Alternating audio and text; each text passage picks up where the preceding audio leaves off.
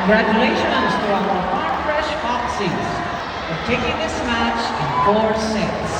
25 to 18, 25 to 13, 18 to 25, and 26 to 24.